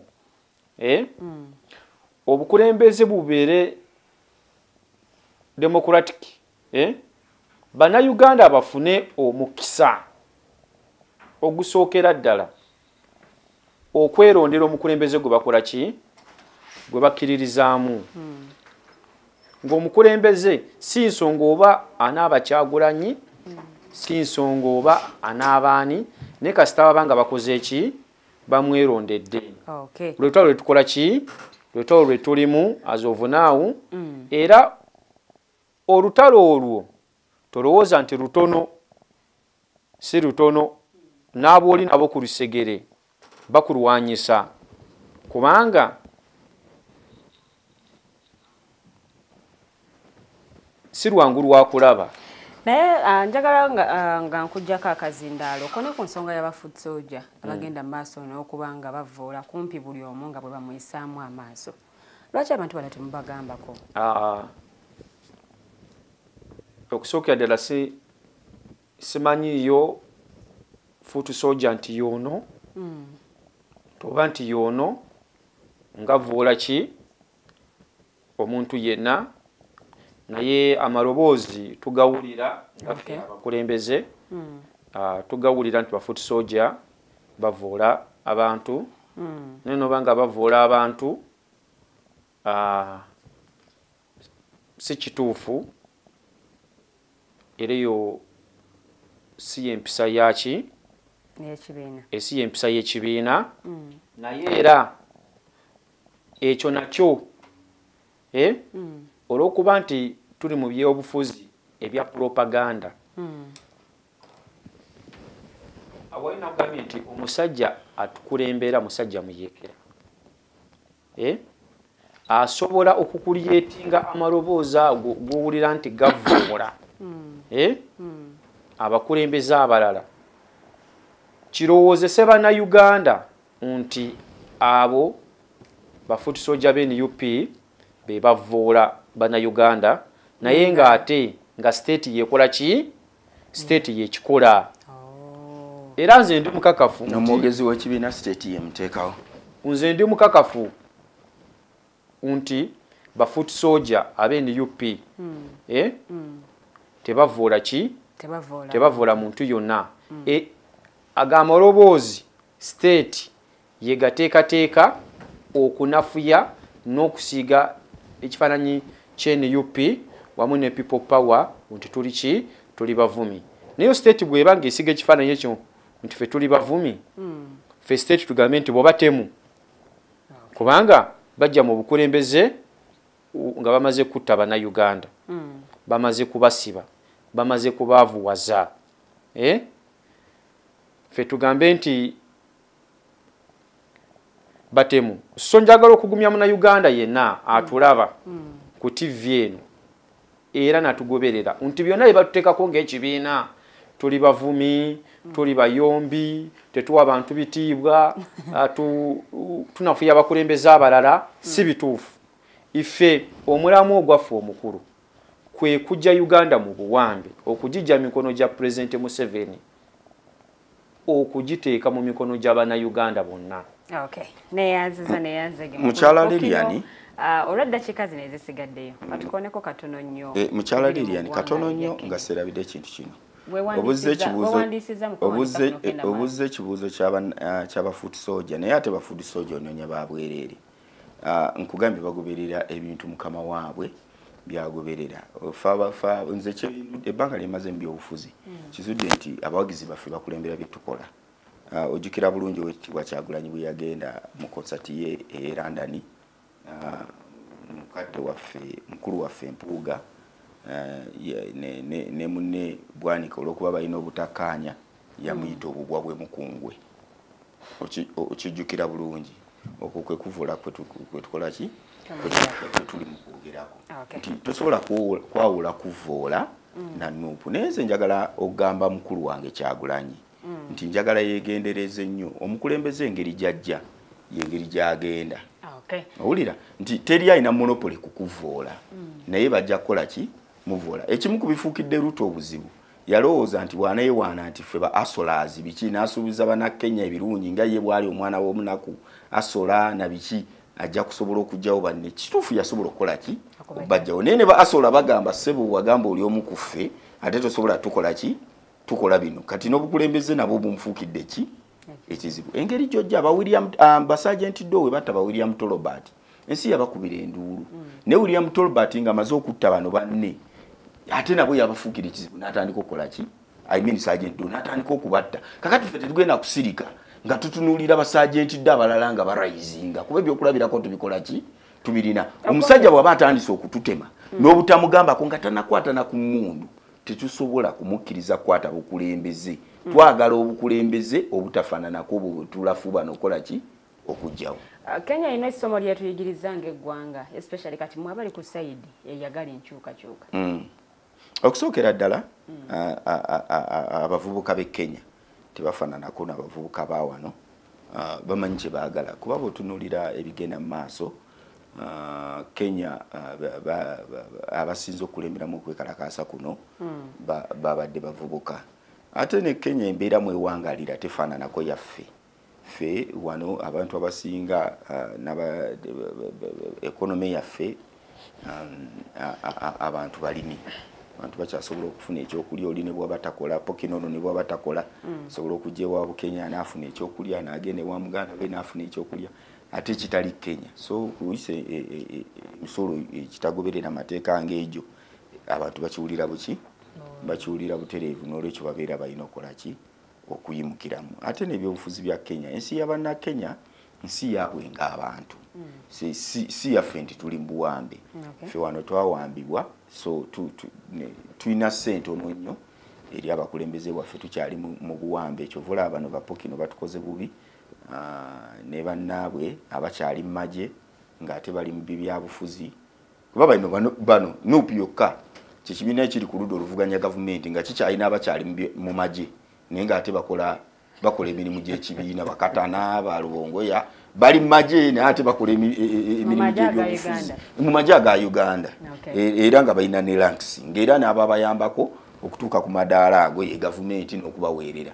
Kakati awo we twawukanira ne Kenya nti ffe tuli mu buwambe n'ate ffe nga tuggyeko okuba mu buwambe n'abo bennyini betulowooza nti bavuganya gavumenti ate bakyali mu magye nga bagiweereza ba serving army officers. So Kenya teri mu buwambe ensi y'Abannakenya saati wano ensi si y'abaki si y'Abannayuganda. So okusalawo okwaffe kubeera kutono nnyo.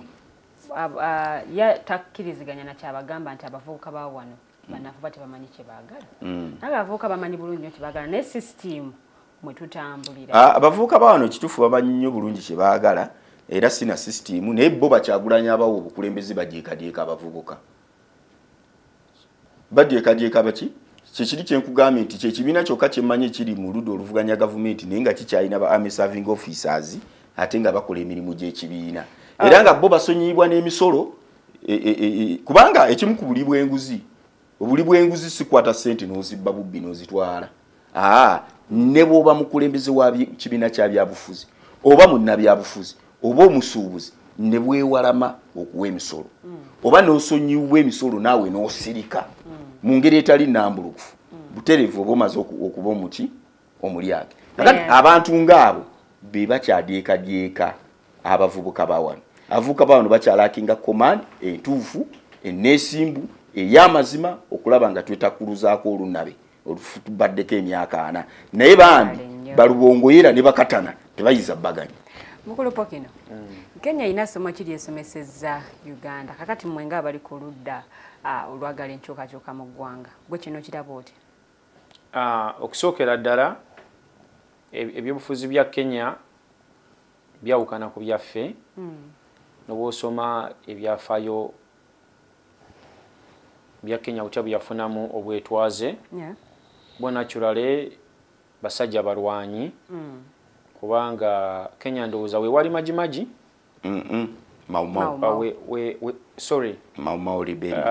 we wali mau ki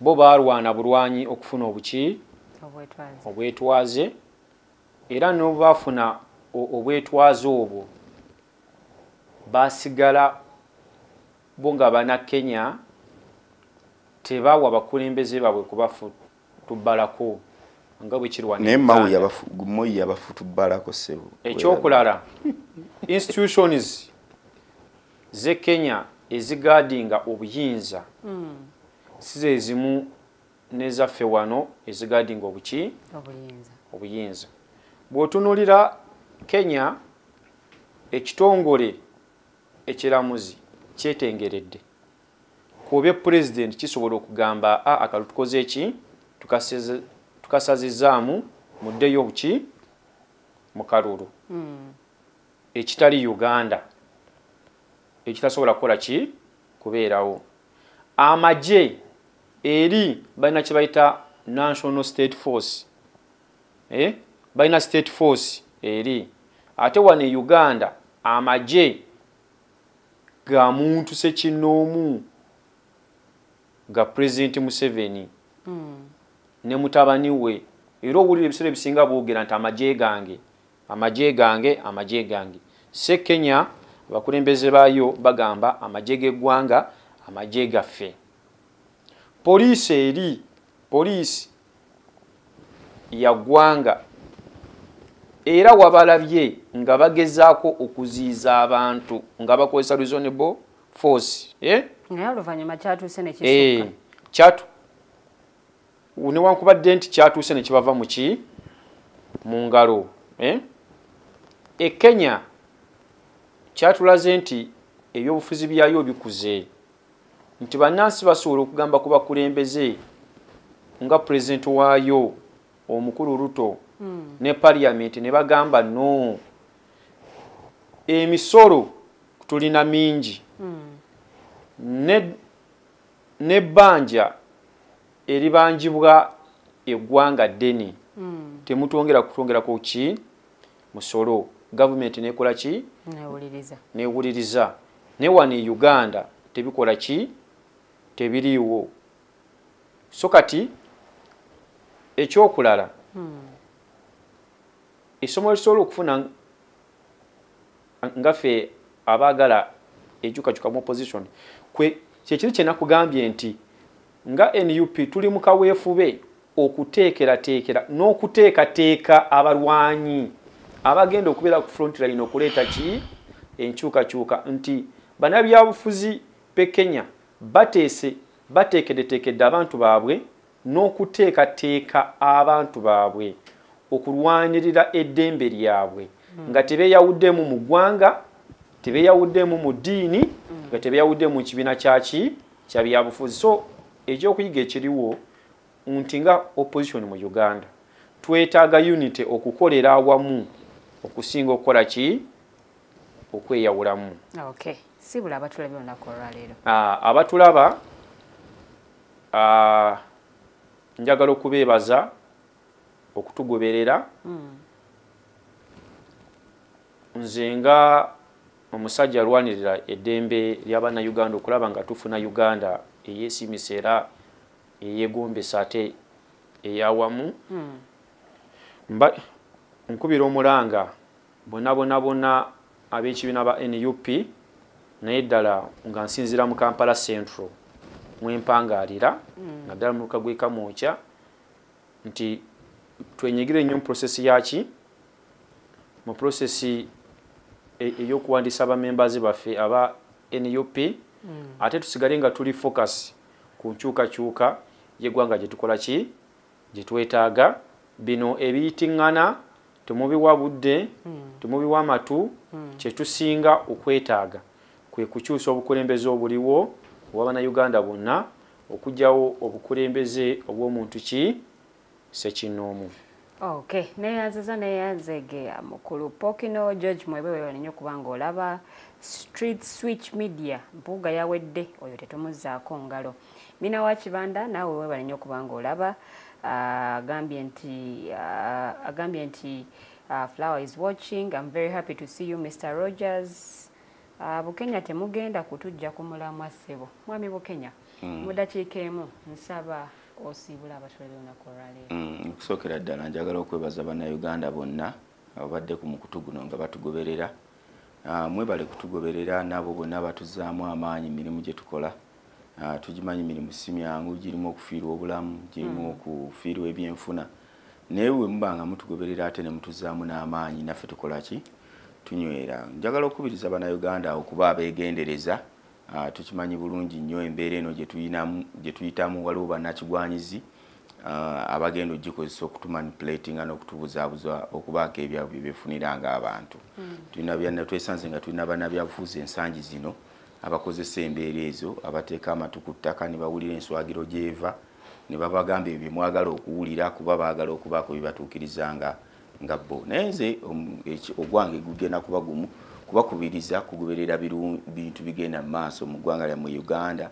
Musome nnyo, mugoberere amawulire ate era muwulirize, muteekewo omwaganya oguwuliriza. Oyo yenna abagamba nti tetwagala kumanya temulina kye mutugamba akimanyi lyekkubo lyayitamu okubanga abakola ki abamanipulatinga okuyisaawo ebibyenga ki ng'omuntu. Abakulembeze baba bazze okubaako ensonga ze bannyonnyola lyerimu ku kkubo lye tugenda okuyitamu. Mubawulirize kuba lyerimu ku kkubo lye tugenda okuyitamu okulaba nga tuzzaawo obukulembeze obw'omutindo ate obugenda okutuwa ebyo bye tulafuba n'okufuna. Kijja kuba kya nnaku nnyo okulwana olutalo luno ne tuluggusa nga bannaffe bafiiriddwa obulamu, ebyenfuna bigenze n'ebintu byaffe, n'ate ne tuzzaawo obukulembeze obufaanana obwa President Museveni.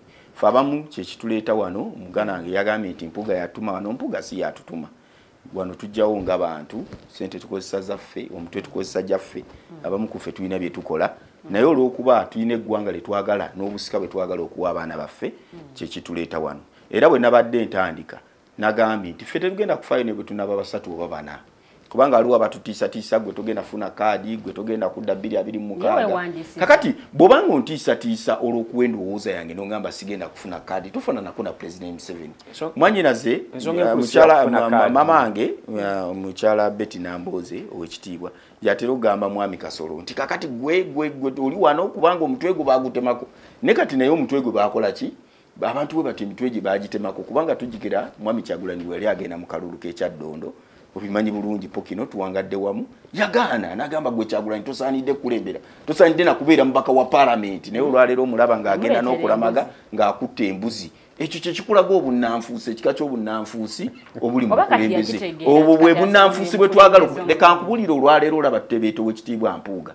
Ebbanga lye mmaze nga ngoberera maama wange Namboozi be bamu ku bakulembeze Katonda be yawa ekitono eky'okwogera nga n'ekyamutwala mu DP tebamutwala nti olw'okuba mwesimbu, bamutwala olw'okuba akoze eki amanyi okwogera. Era y'omu ku balina record mu opposition esingisibwa omusango gwa just emitwalo 6 nga gya buli bwanguzi okiwulira ng'akyali law enforcement officer kakati abantu abannanfuusibwe bato tekisobola baganya kukola ki kutwala bukulembeze era ndagula olwaleero senga ow'ekitiibwa Mpuuga afuna amasannyalaze mwe gwe muyita amasannyalaze ennaku zino ate agamu esi masannyalaze kuba gokya n'ebintu ng'omutaka Nsamba jjajjaffe bwe yatugambye nti amasannyalaze n'olwekyo n'olwakubadde malungi ne bwe gatandika okwokya ebintu ate gaba malungi Namboozi y'omu ku batajja kuswala akugambe nga bw'ayagala ow'ekitiibwa Mpuuga era bw'azaatambula naye kati abakulembeze bwe batu bannayuganda namwe muleke kwesulayo gwa nagamba olw'okuba mwagala enkyukakyuka tukimanyi nti ebyembi bibakwasa ku nkanaga naye ku mulundi guno gwokka mbasaba muleme kukwata ku nkanaga olw'embeera gye tuyitamu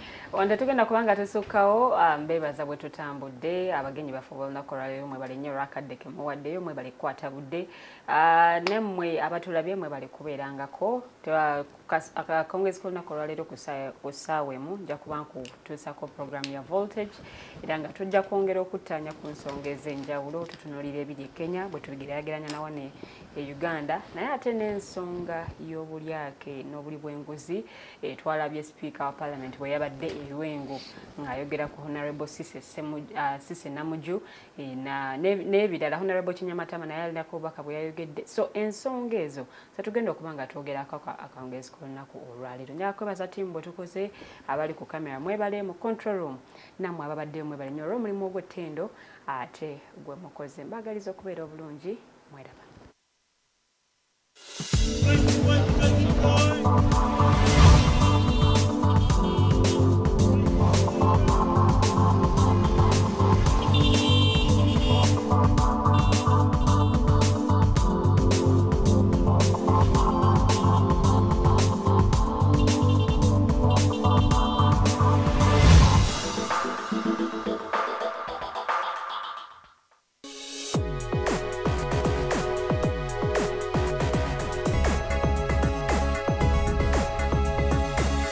The Alternative Dig Talk. Real issues, real talk.